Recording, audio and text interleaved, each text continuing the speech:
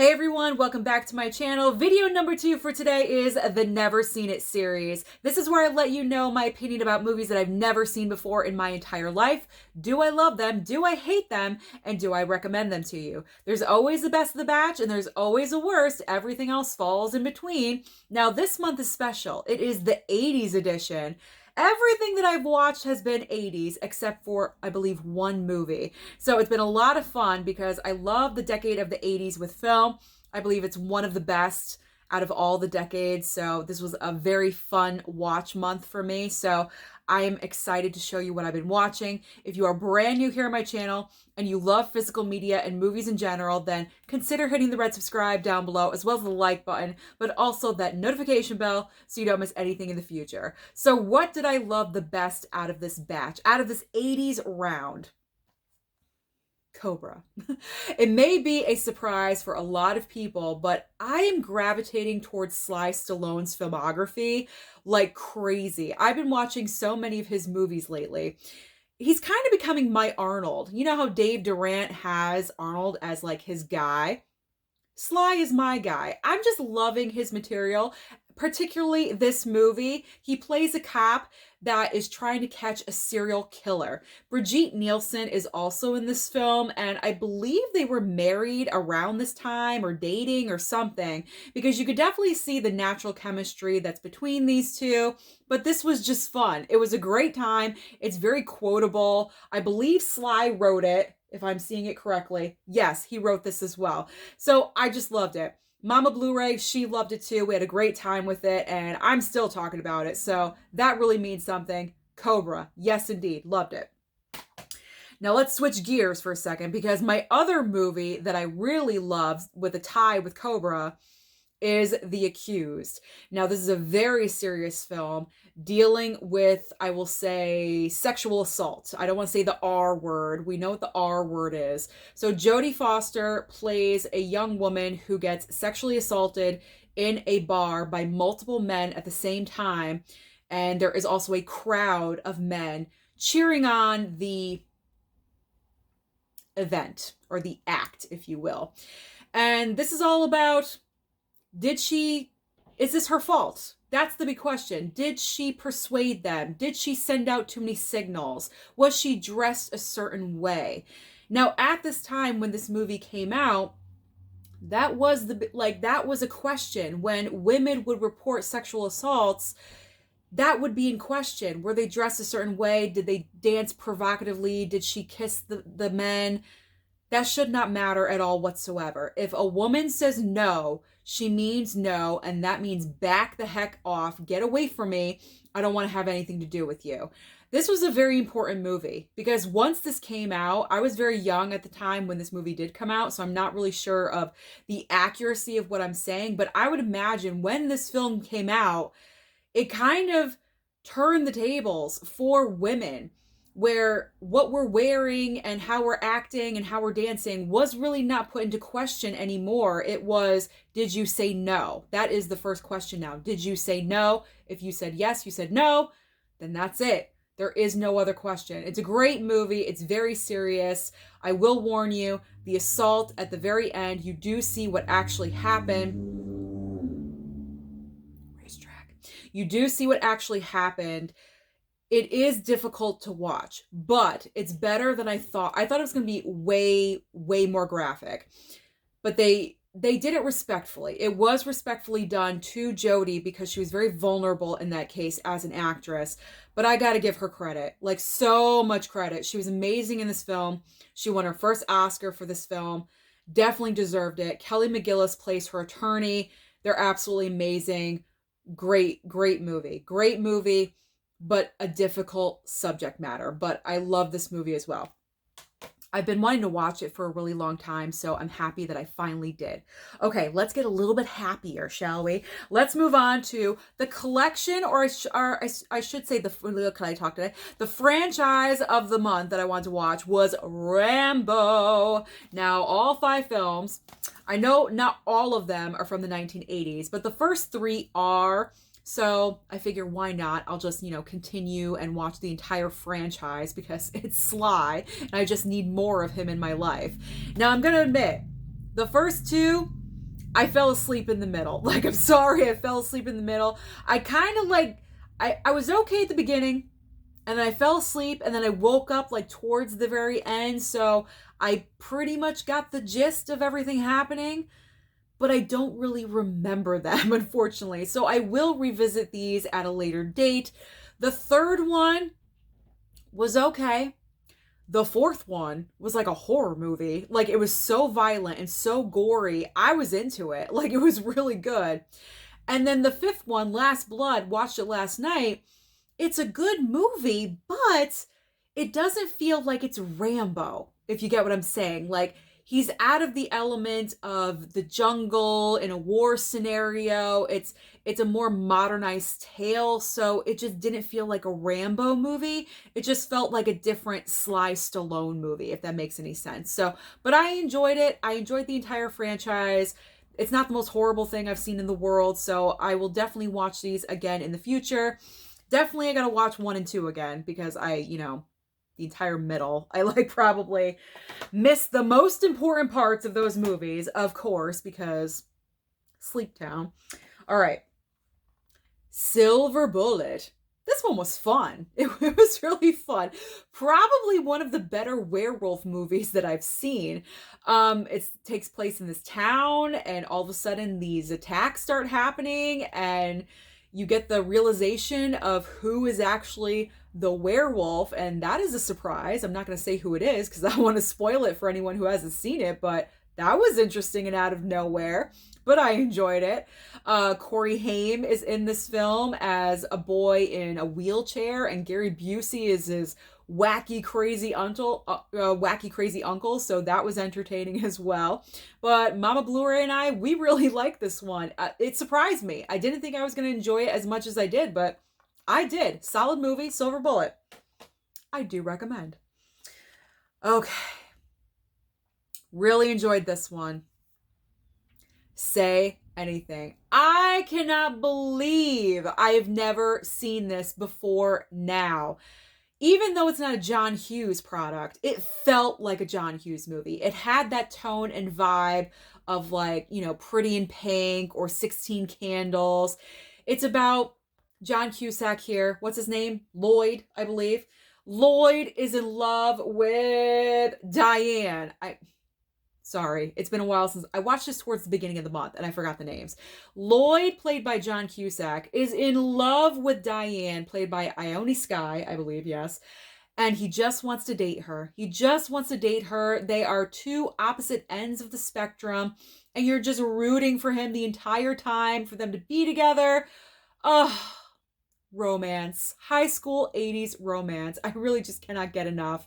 It does have like this different element and angle with her father and how he is, and he's kind of a criminal, like that aspect of it.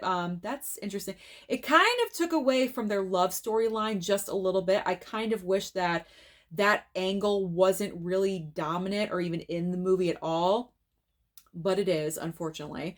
But I would have rather had the focus be on John Cusack and Ione Skye and more of their blossoming romance, because I felt like it never really reached a really like peak of romance. It kind of like they were hanging out, and then it fizzled out, and then they recaptured the romance. I don't know. I wish the focus was on the teenagers instead of having the dad element. If you've seen this movie, you definitely know what I'm talking about. So I'm curious, what are your thoughts? Do you like the dad angle or do you not? Let me know down below. But overall, as a whole, I enjoyed the movie. One of my new favorites. Okay. This one, Liar's Moon with Matt Dillon. Again, another like, they shouldn't be together. Two teenagers, wrong side of the tracks boy with the prissy girl. This one has a couple of twists in the movie, and I appreciate a good twist that I do not see coming. However, I saw this twist coming. I saw this twist coming a mile away, right at the beginning of the movie. Like, for some reason, I just caught the vibe. I knew where they were going. The second twist I did not see coming, but the initial first twist of the film, yeah, I saw it coming a mile away. Solid, good film. However, the rewatchability factor, not high. I will probably pull this out maybe once a year, once every 2 years to watch for Valentine's Day, like the month of February or something. And that's pretty much it. Like if I'm going for a movie on a rainy Saturday afternoon, I will not be picking out Liar's Moon, unfortunately, but I'll save it for a more romantic time of the year, February. All right. For the weird movie of the month, what was this? My Stepmother is an Alien. I'm sure this film has like a cult classic following of people. I get it. Like some of us have those. For me, it's the movie Heathers. I get it. I love it. I understand it. I'm sure you guys out there understand My Stepmother is an Alien. I personally do not see the big appeal about this film. It is an Arrow release. This one particular is an Arrow release. I enjoy the slipcover very much. But this was so weird. Like, so completely weird. This is not the first movie that I would recommend for you guys to watch. But if you enjoy offbeat movies, there you go. There you go. I didn't hate it. But I was like, what did I just watch right at the very end? For the steamiest movie that I watched, Body Heat. Body Heat with Kathleen Turner and William Hurt. There's just a lot of sex going on in this movie. A lot of sex and a lot of nudity. I was like, oh my God. Like, thank God I'm not watching this with Mama Blu-ray. Jesus Christ. But, it's good. It's a good movie. It's good. It's solid. It doesn't blow my mind. It's not like Academy Award worthy or anything like that. But it is a film with some twists and turns. It kind of reminded me of Wild Things. You know how Wild Things, it has like 4 or 5 twists at the very end of the movie with like the post credits and everything? That's kind of how this movie felt, just a little bit. It had that same tone. Like everything's going fine, and then right at the very end, you think you know happened, you don't know anything that happened. Like everything just twists, which I enjoy. I do. But now that I know the twists, I will not be watching this movie anytime soon. So that's my problem. But it is a good movie. And this was pretty much Kathleen Turner's like breakout role. It was very early on in her career. I thought she did an excellent job. So Body Heat, it was decent. It was good. All right, here is the non-80s movie. Uncharted.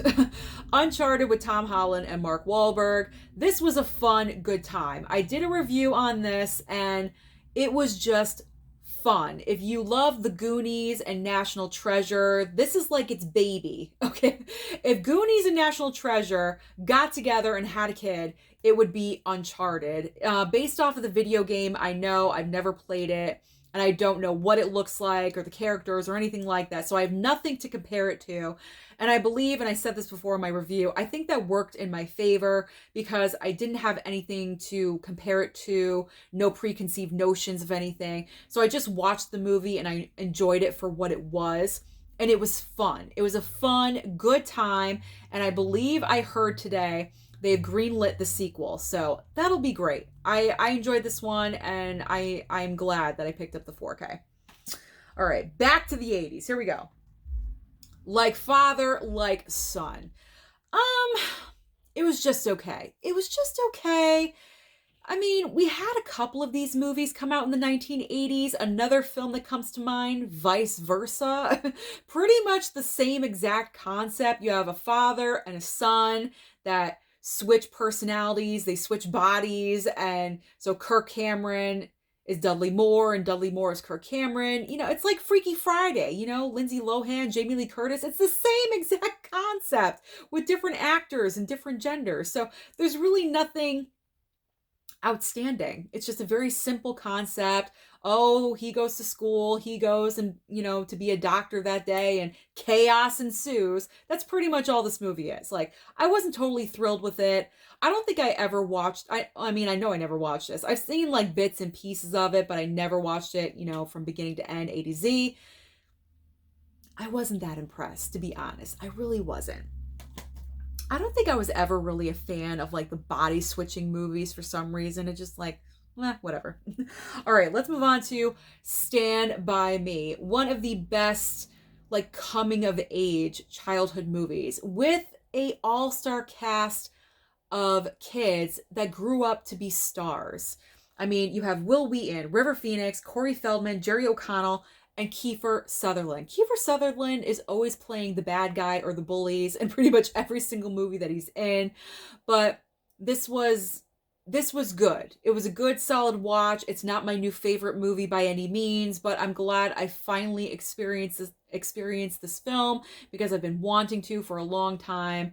I mean, River Phoenix gives an amazing performance. I loved him in this film. Also, Corey Feldman. I am going to give him a lot of credit because he is one of the standouts. They're all amazing, don't get me wrong, but those two really stuck out to me. So I'm glad I finally watched Stand By Me. All right. Casual Sex. I remember this film way back in the day. Like I said, bits and pieces here and there. This was it. I mean, there's nothing super fantastic about this film. Leah Thompson is clearly the queen of the 80s films. She's pretty much been in everything that I've been watching lately for this month. So, I mean, I will give her credit for that. It's an okay movie. It's about two girlfriends that go to a resort to, like, kind of, I don't know, I guess, like, rejuvenate their sex lives or something like that. I don't think that's anything that would occur today. So this film really doesn't age that well, but it's all right. It was only $8.99 when I bought it, so I don't hate it. And it's got a good slip on it. I will say that. Okay. Here's the movie that I wanted to absolutely love, and it did have elements that I highly enjoyed, and that is Dream a Little Dream with the two Coreys. Now, My Killer Podcast, she loves the two Coreys. Mel, I am not going to slaughter this movie, so I don't want you to be worried right now. But there was some elements that I did not enjoy, and that was the old couple element. So what I mean by this is Jason Robards and, who is it? Piper Laurie? Yes, Piper Laurie and Jason Robards play this elderly couple in the neighborhood, and I guess they want to try to go back in time or retain their youth. I'm not even really super 100% sure because I don't believe that part of the story was explained that well in the film. So they kind of like cast the spell, I guess, and the next morning, Jason Robards wakes up, another body switching movie. He wakes up in Corey Feldman's body. So you have Corey Feldman walking around with an old guy's personality. Pretty much is what this film is. Now, if this film was like solely about the two Coreys in high school wanting to be with the girl, 100%. I would have been 100% on board with this film because every time it was just them in high school with their friends dealing with issues with the girls, I loved it. I loved this movie. But every single time it went back to the elderly couple, I was bored. It was dragging. The first time I tried to watch this, I fell asleep because I was so bored. And then I was like, you know what, Susan, give it another chance. So the next night I put it in and I finished it because after the point I fell asleep is where they really focused on the high schoolers. And that's the part I enjoyed. So I did stay awake for that. But this movie, I wouldn't recommend it. It's not the best of the Coreys' work. I will say that. But it's a great slipcover. It's a fantastic glossy slipcover. I do love it. But I just wish they didn't focus on the elderly element, if you will. Just, it dragged it down. It dragged it down. All right. Now, I'm sure this last selection right here is usually the movie I say that I hate. But I cannot say that I hate it because I didn't finish it. I fell asleep twice trying to watch this film, and I'm going to give it another chance. But it's a movie that I'm really not thrilled about, and that's why I kept falling asleep, and it's Little Monsters. Now, don't hate me. Don't hate me down the comments. I don't want you throwing tomatoes at me. Don't put me in front of a firing squad, because I know there's a lot of you out there that love this movie. It's your childhood favorite. You adore it. It's like, what's the big deal about this film? I don't know. I wasn't really entertained by it, even though I did fall asleep twice. I'm only about halfway through it, but I'm not looking forward to finishing it. I think it's Howie Mandel and the way he comes across as the monster. I just find him really annoying for some reason. And I know that's probably the point of the entire movie, but as I'm laying here watching it, I'm just like, what am I watching? This is just so dumb and so stupid. I know a lot of people enjoy this film, and I want to understand. I want to understand why you love this movie, but for me, I just don't. But I don't hate it because I haven't finished it yet. But it is the movie I love the least in the entire pile. And guess what? I'm not going to throw it. I will not throw it because I don't absolutely hate it. I'm just going to put it down really hard. That's it. So that is everything that I've been watching lately. Let me know down below what you have been watching lately. What 80s movies have you been watching? Don't forget to like and subscribe before you leave, and I'll see you next time.